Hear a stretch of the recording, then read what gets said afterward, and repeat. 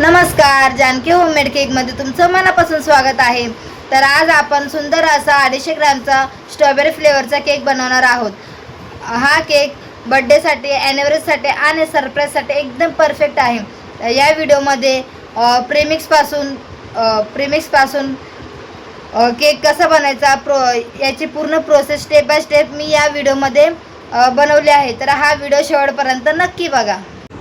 सर्वात आधी मी cake premix घेतला आहे. त्यामध्ये आवश्यक प्रमाणात पाणी आणि ऑइल घालून बेटर तयार करते. बेटर मिक्स करताना त्याची खूप महत्त्वाची असते. जास्त पातळ किंवा जास्त घट्ट नसावे. मिक्सिंग झाल्यानंतर बेटर अगदी स्मूथ आणि लम्प फ्री तयार झाले आहे. आता तयार बेटर केक टीनमध्ये ट्रान्सफर करते. टीन हलकासा टॅप करून एअर बबल्स बाहेर काढते. त्यामुळे स्पॉन्ज व्यवस्थित बेक होतो. आता केक बेक करायला ठेवते. बेक झाल्यानंतर स्पॉन्ज किती सॉफ्ट आणि फ्लुफी झाला आहे ते तुम्ही पाहू शकता.